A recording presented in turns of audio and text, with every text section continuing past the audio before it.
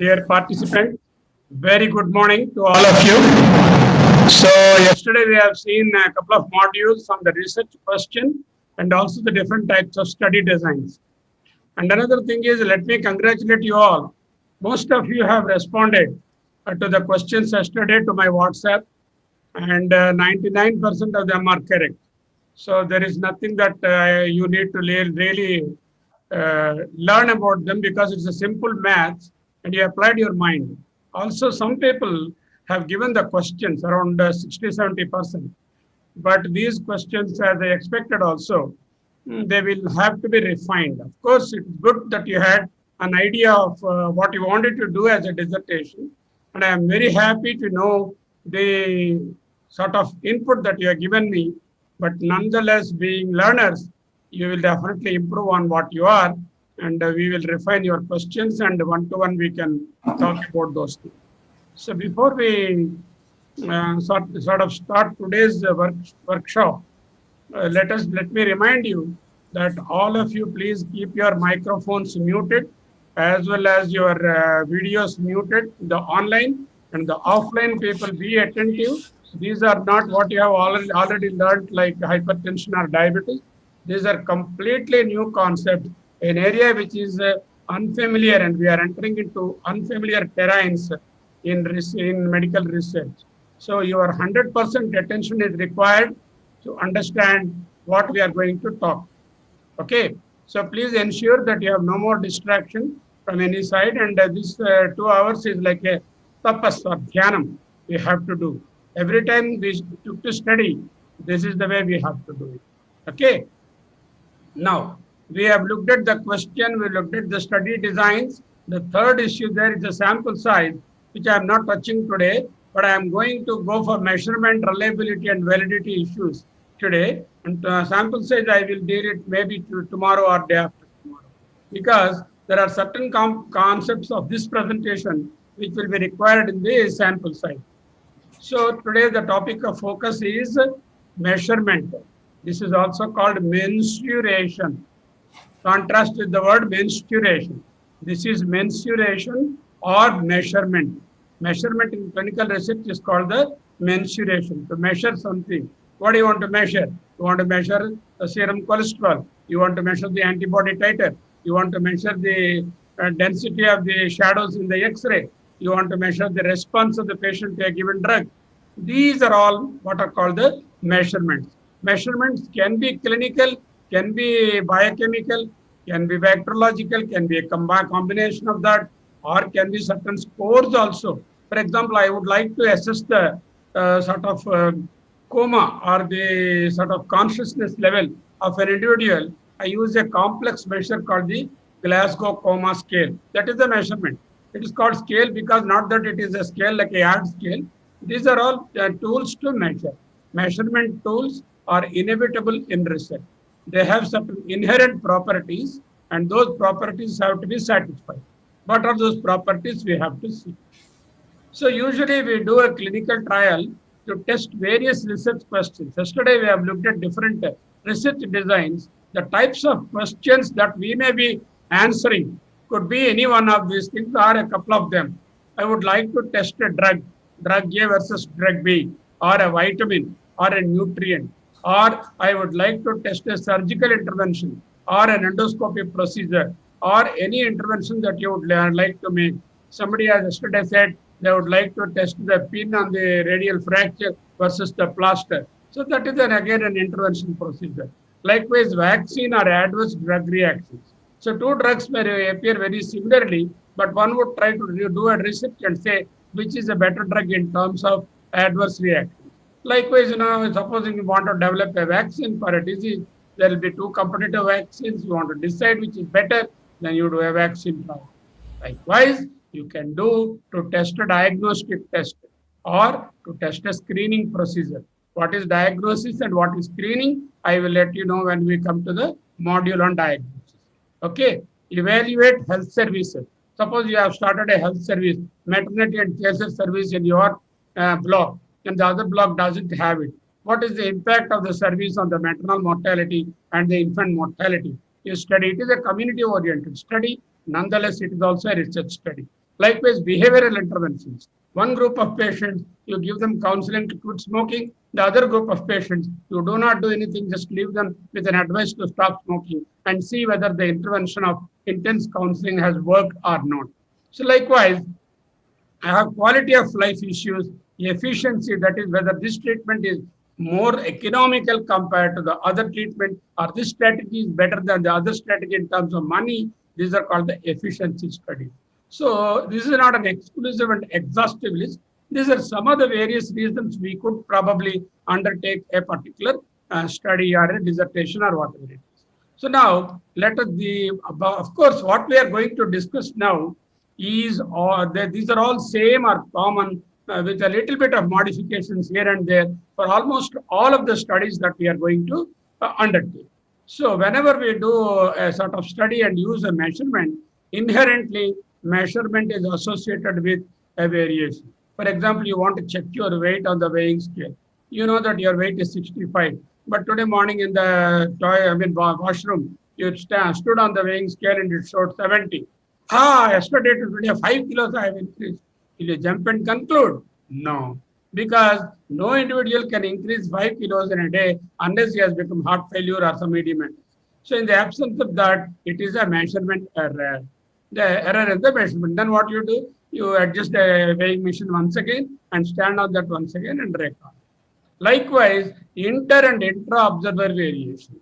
Inter-observer variation means within two observers. Intra-observer means in the same observer. Let us say I am given a set of around 500 X-rays and to classify yes or no for tuberculosis. Those who had TB changes in the X-ray, those who did not have the TB changes in the X-ray. I was given a set of 500. And let us say after about, say 3 months when the memory fades off, then again the same set of 500 X-rays are given. Again I am asked to classify yes TB, no TB. Obviously, I won't be doing exactly the same way which I did in the first instance. And this is what is called the intra-observer variation. Within you yourself, the same thing which when you observe again, it is human nature not to have the same value again, unless it is an absolute thing like, classify people as male or female. You cannot make a mistake about that. But those which are slightly off the clear zone, there is a measurement error that comes, and that measurement error is what is called the intra-observer variation. Understand? Then inter-observer variation. That means same set of 500 X-rays are given to you and also your friend, and both of you are asked to say yes TB, no TB based on certain criteria, and the way she classifies and the way you classify are going to definitely be different, and that is called the inter-observer variation. So these two terms have to be very clearly understood. Intra within one's own observations, inter between two observers. For example, if you ask your nurse to take blood pressure and she says 120 by 80, and then you go and check it as 140 by 90. So there is an inter-observer variation between you and the nurse. So which is right? You have to titrate it with the correct reading, maybe digital reading or maybe any other kind of reading, or you have to do several tests to find out whether who is right. So this is called inter and intra-observer variation. The second thing is measurement variation itself. The instrument itself may be showing variation. For example, the very notorious things are the weighing scale. They give one day 65, next day 66, next day 64. So there will be variation in the instrument itself. Your blood pressure apparatus, variation in the instrument itself. In the lab values, again variation. Suppose I take the cholesterol test today and again give the same cholesterol test to the same laboratory tomorrow morning. They report 140 LDL today, next day they report 120. This could be biological variation or lab variation. There is another thing called the circadian variation. That is, you keep on during the 24-hour cycle, the values of the biochemical values or any other values. For example, blood pressure is notorious to have a circadian variation. Early morning blood pressure will be much lower compared to the late in the evening blood pressure or after exercise. Likewise, there are diurnal variations, day-night variations. Diurnal means day-night. 24-hour means the best example is your sugar. Sugars go on fluctuating during your 24 hours, and that is what is called the circadian variation. And notoriously, cortisol is always lowest in the morning before we start work at 8 a.m. That is why we measure cortisol always at a standard 3. Okay, preprandial, postprandial variations are also due to the biological variations. So there is an instrument variation, there is a biological variation, before after food, before after sleep, before after exercise, circadian variation, and diurnal variation. We all know that the blood pressure dips by more than 20 millimeters around 2 a.m. in the morning. Supposing I have a blood pressure of 120 in the daytime, my blood pressure systolic in the night will be 100. 20 millimeters dipping will be there. If the dipping is absent, it is clinically important. So these are what are called the various measurement related variations. Inter-observer, intra-observer. For example, in a research study, you need to standardize the observer. I was working in TB Research Center as a young officer there, medical research officer. And then I was trained to read the X-rays, and my inter-observer and intra-observer variations are rather fine-tuned. And these, both of them are measured by a statistic called kappa, K-A-P-P-A, kappa. So we'll ask you, what is the test that you do to observe inter and intra-observer variation? There is a method of knowing that. That is statistically called K-A-P-P-A, kappa. So if the kappa value is more than 0.8 in the inter or intra-observer, that means he is doing very well. That means there is an 80% consistency in reporting between the observers or within the observer. If a kappa value is less than 3.3, it is useless. That means it is very divergent. You cannot rely on that particular observer.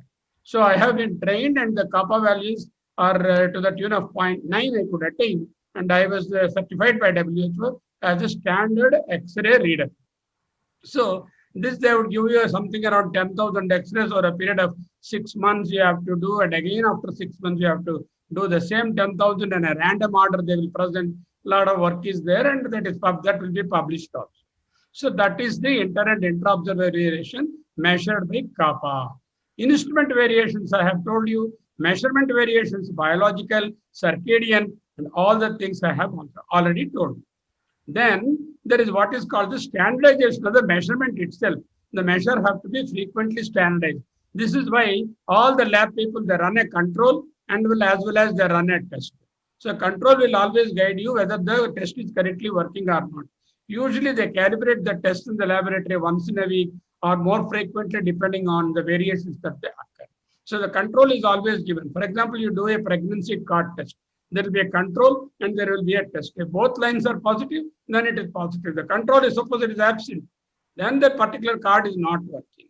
So this is how you standardize. You standardize your blood pressure instrument, you standardize your weighing scales, you standardize your clinical examination procedures.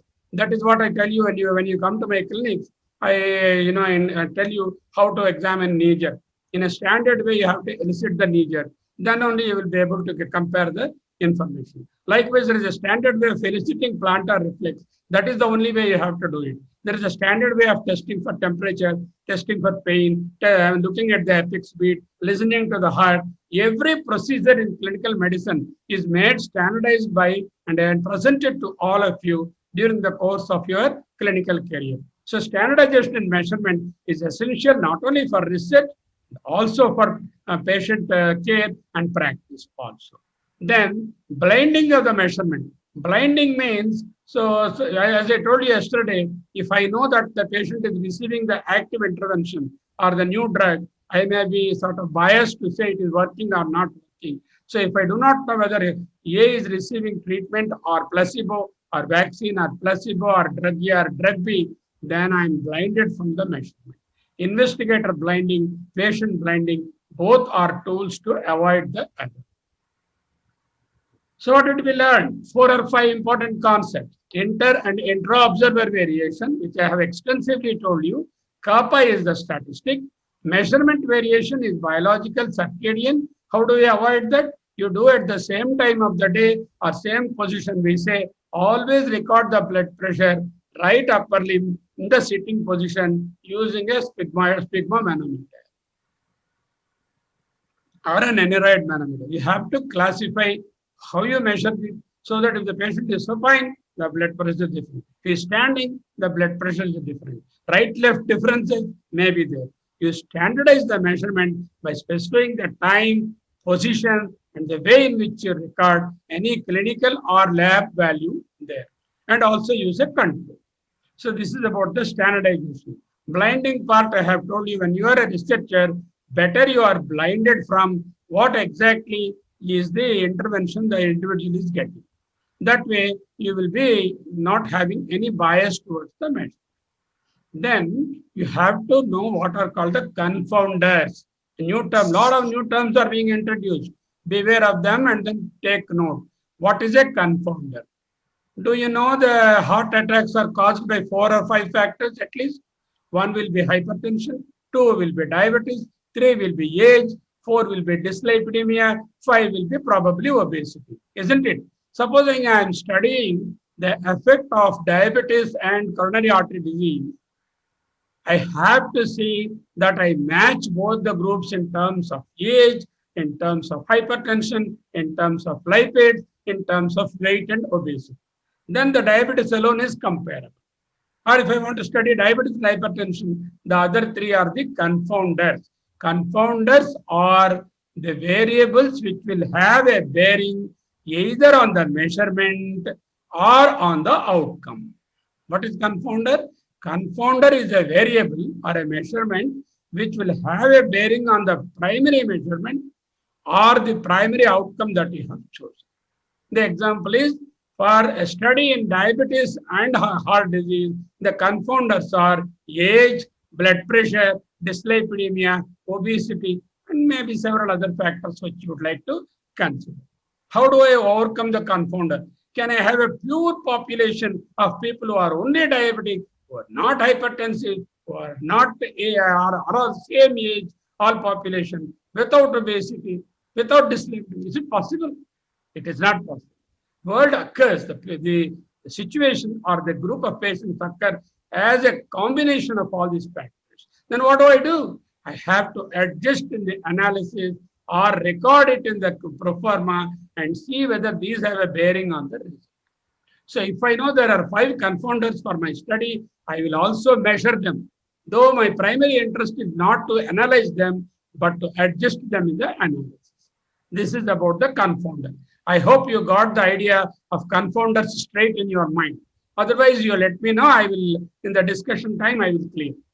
Then there is what is called a random error and a systematic error. I'll give you a simple example.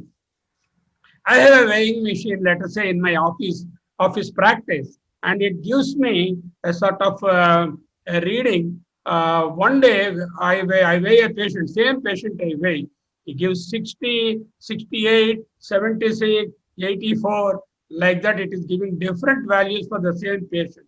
And the same day, I measure 4 or 5 times. That is what is called noise. The instrument has got a lot of noise because it is not giving me a correct value where I will be guided. So how does it happen? When the springs are worn out or when the patient is not properly standing on this one, there will be a noise will be there. This is the easiest example you can think. This is called the random error. So how do I know the correct value? Maybe I take him to the next room where the digital scale and it has shown 67.5. Okay, probably this is the correct measurement. And I go and see this particular instrument giving away values away from the true value. When the true value is 67.5, this is showing 60, 65, 75, 80 different measurements. Such an instrument is not useful for research. You have to have random error should be very narrow. It should be within the reasonable. If it is 67.5, it can show 66.5 or 68.5. At best around 1 kilo this way or that way is accepted. And anything beyond that, a wide range of random error is definitely noise. You do not want to use such an instrument. So you understood what is random error. What is systematic error? Systematic error is, so whenever I measure a weight of the patient on this my instrument, it always gives 5 kilograms more. A patient of 60 kilograms is weight, it gives 65. 75 man is weight, 80. 45 fellow is made, it gives 50. So systematically, it gives a higher or a lower value. That is called the bias. Okay, this occurs because the instrument with the easiest is, if you have not adjusted the zero of the weighing machine correctly with the red line there, then you get a systematic error. Suppose the starting itself is 5, every value you take will be 5. So systematic error, if you quantify the systematic error, you can always get the true value by subtracting the systematic error. Better not to have the systematic error, but if it is inevitable, at least to quantify the error so that you can get to the real value. So these are the two important errors. We talked about inter and intra-observer, instrument variations, biological variations, standardizing the measurements, blinding, random error, systematic error, and a confounder. Now, what is called the Hawthorne effect? Hawthorne. Please mute your mic. Somebody volume button here. Okay. Rajiv Kumar. Okay, I have muted. Now, the situation is, there will be what is called the Hawthorne effect. What is Hawthorne effect?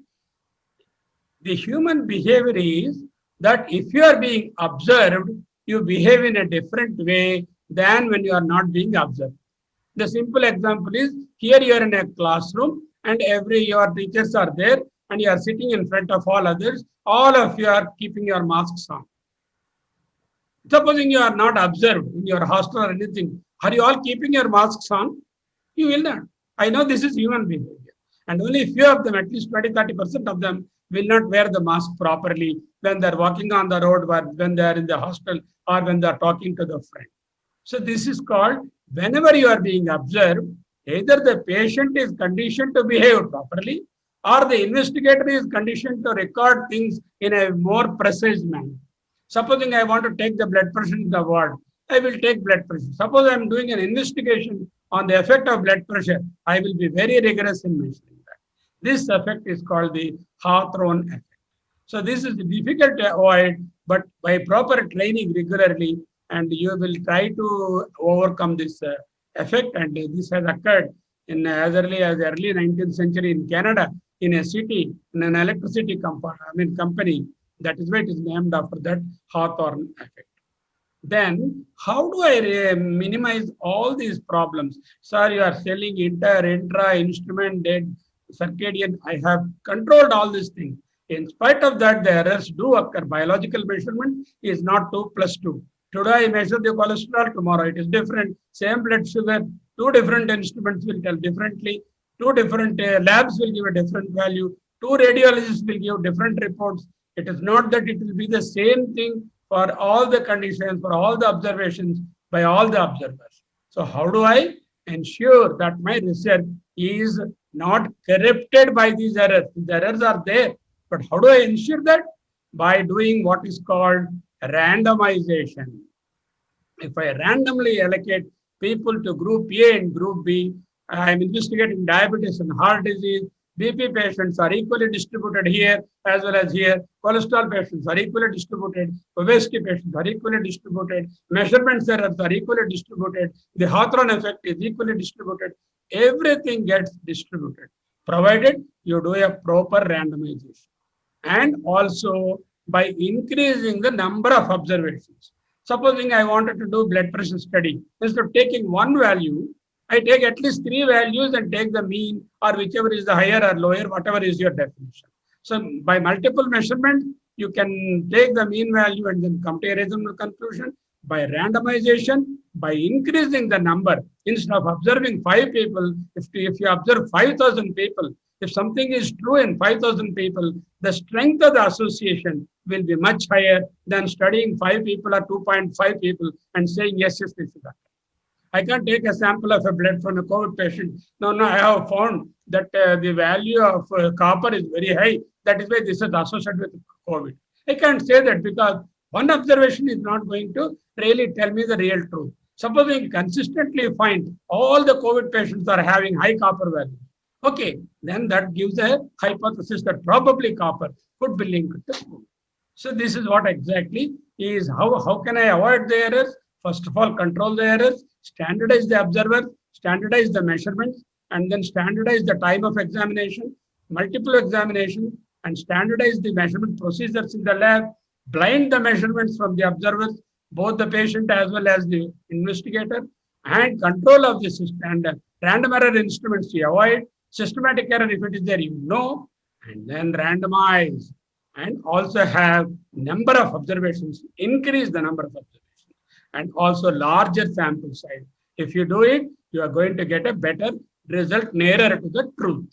Okay, this one slide has got so much of information to be passed on. So let us go to the next one. So you already know this open labeled, that is, you will read now, there is an open labeled study of remdesivir. That means they have not blinded at all, because the investigator knows which patient got remdesivir, which patient did not get. Single blinded, the patient may not know, the investigator knows, or the investigator may not know, patient knows. Either way, it is called single blind. Usually the patient is blinded, investigator is knowing that. Particularly when the interventions are dangerous and then producing side effects, the investigator better he knows the intervention, because he can immediately correct and save the patient. So let's say a drug we are trying, it produces precipitous fall of blood pressure. The investigator knows which particular patient is receiving a blood pressure medication. Then if the precipitous fall occurs, immediately you can expect and then do it. But again, it corrupts the sort of research. And then double blind design, where both the investigator as well as the patient are blinded to the intervention. Triple blind, not only the patient, but also the investigator and the person who looks at the data and analyzes, including the lab people also. They are not told whether the patient has received intervention, active or the other one. That is called a triple blind or even quadruple blind study. If multiple people are observing the same patient's data, it is better every evaluator, like the clinical evaluator, the lab evaluator, the X-ray evaluator, radiology man, and the people who are analyzing are all blinded. So the number of blindings you have, the complexity will be more, but the bias will be minimum. So you have to cut a sort of via media where the bias is maintained minimum, and also the complexity also is reduced. Now you all know yesterday we have seen descriptive studies are no use. So for example, yesterday some gentleman has written, I wanted to study the profile of phosphorus and some other thing in a patient of coronary artery disease. That is only a descriptive study. It is not really going to give any conclusion. I want to see the MRI changes of a particular disease in radiology.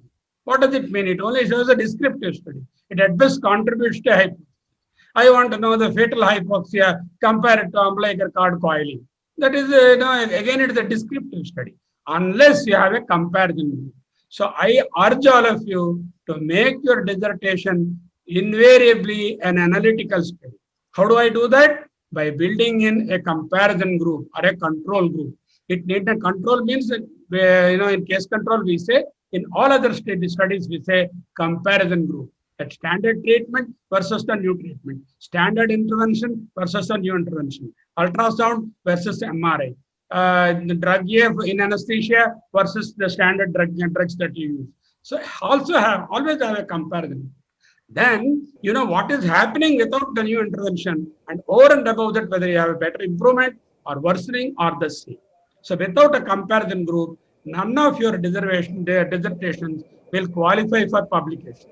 Immediately they will reject because there is no comparison. I urge all of you to build in a comparison group and contact us, particularly with the numbers I have given. You can contact me how to include a comparison group. So we have seen yesterday case control studies where we look at the odds ratio, and then the cohort studies where we look at the attributable risk and relative risk. Case control studies, we have the disease lung cancer, no lung cancer, and look at the exposure, how many in the lung cancer had smoking and how many in the lung cancer did not have smoking. Like that, we have a 2x2 table, and we are going backward in our inquiry. That is called a retrospective study. In prospective study, to take people hepatitis B positive and hepatitis B negative, follow them for 5 years, see how many of them are developing carcinoma of the liver in the hepatitis B compared to the people without hepatitis, how many are developing.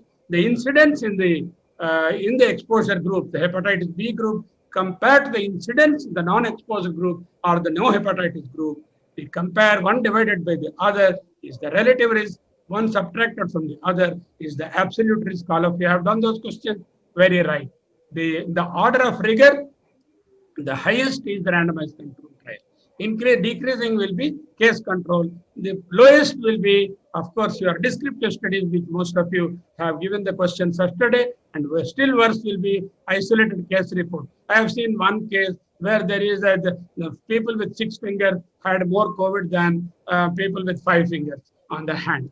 Somebody can publish one report. So you have seen one patient who had got a 6th finger, and that fellow had COVID, and he concluded that having 6th finger is a risk for COVID. Nobody would accept that. That is something like an anecdotal case report, which is of no use. But if you have a very rare case, even one case is enough to report to the literature and say, look here, this is the way it is presenting. Let us say, COVID is presenting with blindness. People who had positive cases, there are 2 people admitted with the heart, and both of them have shown blindness in the eye. Now, eye-opening. It's an important finding. It has to be. Case reports, of course, are important, but they are not conclusive. So, I urge you to look at what is called the odds ratio and then the relative risk depending upon your study, and always include a comparison group, which means a control group. Without that, the study will not be of much meaningful value. Confounding distortion of the effect by one risk factor in the presence of the other. I have already explained to you. Bias also I have told you, an effect on the design, execution, or interpretation that shifts the values away from the correct normal value or the standard value. Confounding bias, that is again, people, you have a confounder and you have not adjusted for that variable. Measurement bias I have already shown. Sampling bias is again in the design and in execution, but I will always prefer randomization to avoid the sampling bias. Sampling bias, the simple example is, let us say I wanted to know the degree of hypertension in Srikakulam. I went into the area of the Srikakulam where people are very affluent, rich people, and looked at the blood pressures, and the blood pressure rate is, let's say, 10%. I also went to another area in Srikakulam or a neighboring village, and those who are overall agricultural laborers, and those who are not affluent and they are not obese, and look at the blood pressure, it is 4%. I cannot compare both of them because this is a different group. I sampled in the first instance all people with a higher socioeconomic status, and there with people who are at a lower socioeconomic status. And if that study is interested in comparing that, you can do that. Otherwise, there is a sampling bias. So you have to include people from all strata. Another thing is, let us say you are investigating a drug for COVID.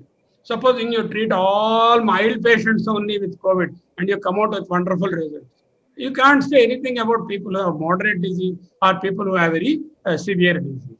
So you better to include all the spectrum, the symptomatics, the pre-symptomatic, the mild illness, the moderate illness, the severe illness, also in the spectrum, so that the generalizability will be.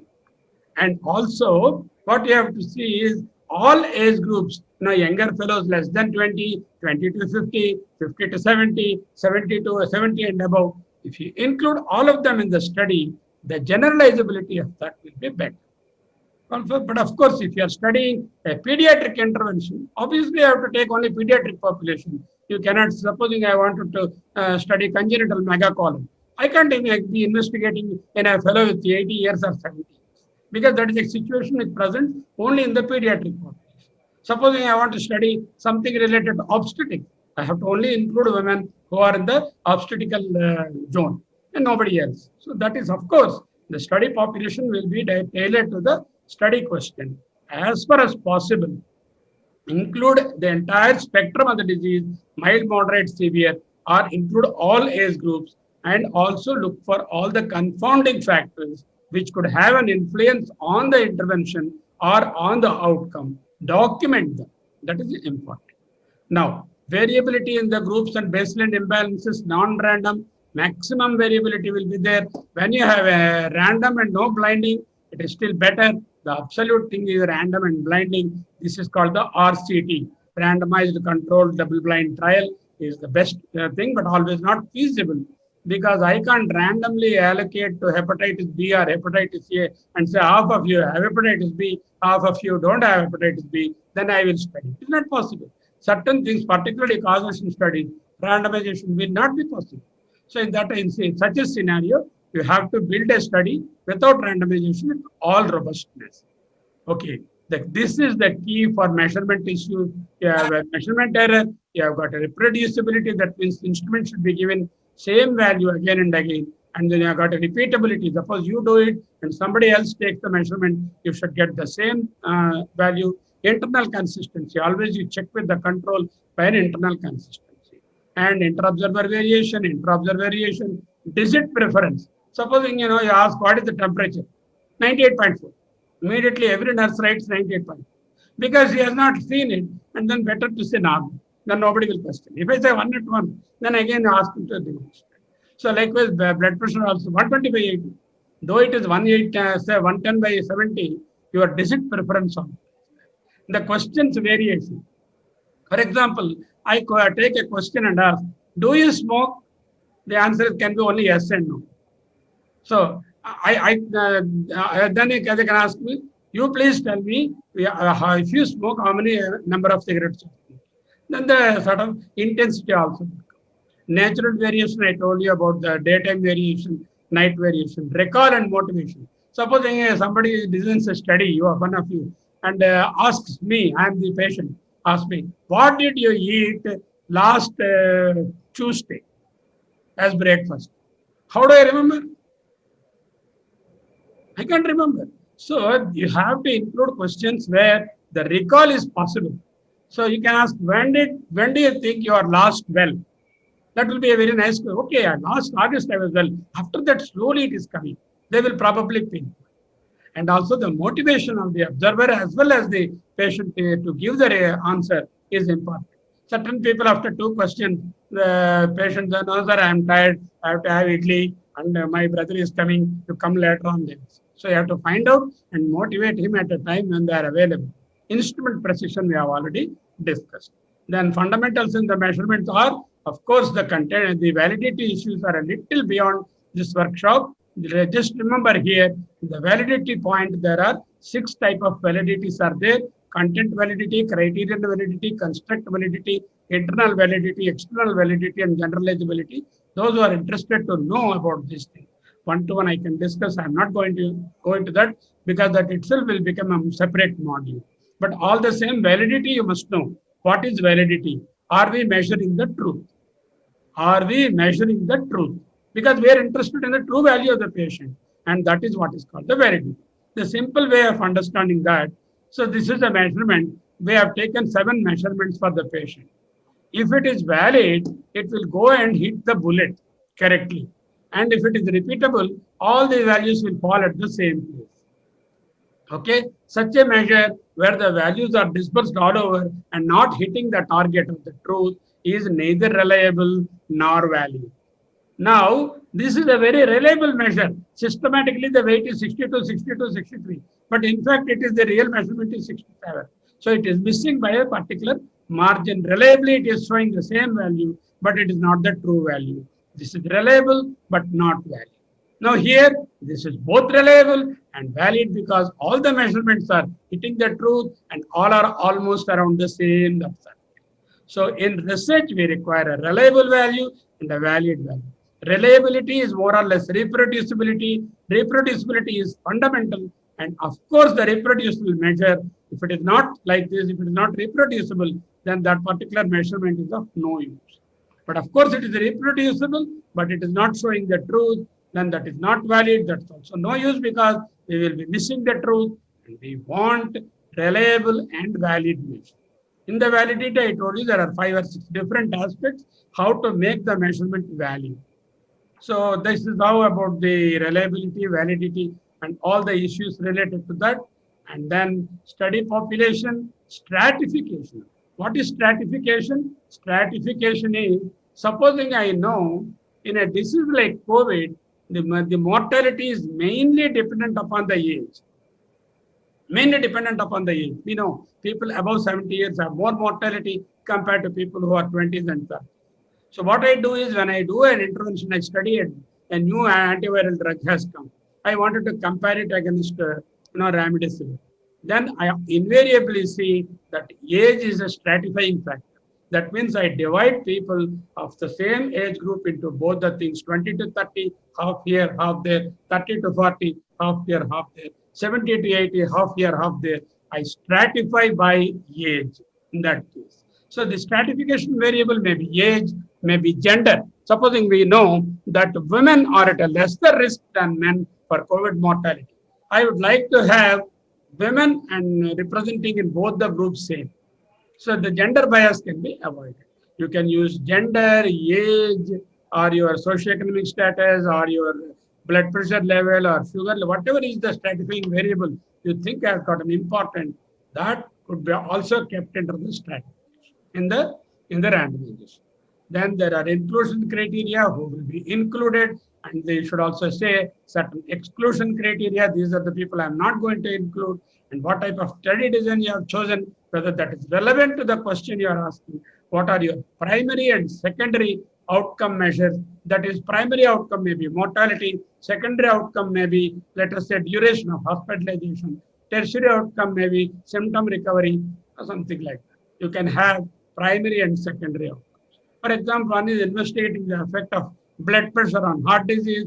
One thing is what is the control of blood pressure, primary outcome.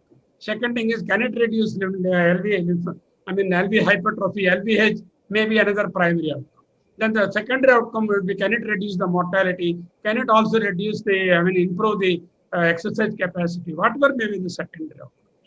And this is how primary and secondary outcomes are decided. If you know the question, we can decide which are your primary outcomes, which are your secondary outcomes. And we'll take an example and then do that as a group in the next session.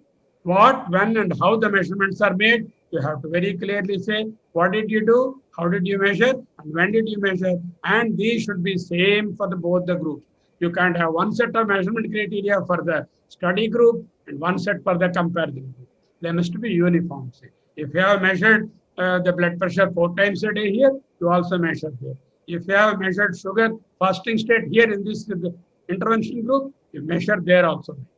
Time frame of the study, sample size, and pro forma, we are going to look at the next particular module. Bias, we have already discussed. Making a spreadsheet, like an Excel sheet of your data is essential. You write the patient name and also you do the spreadsheet. And most important, honesty in data record. This is the most important thing that is lacking. Supposing without seeing the patient, don't say he has or do not have. Then that becomes a cooked up result, and that is not going to be helpful. You write in the form some value which you have not examined, then that may have a bearing on your result, which is of no use. So honesty is the most important thing.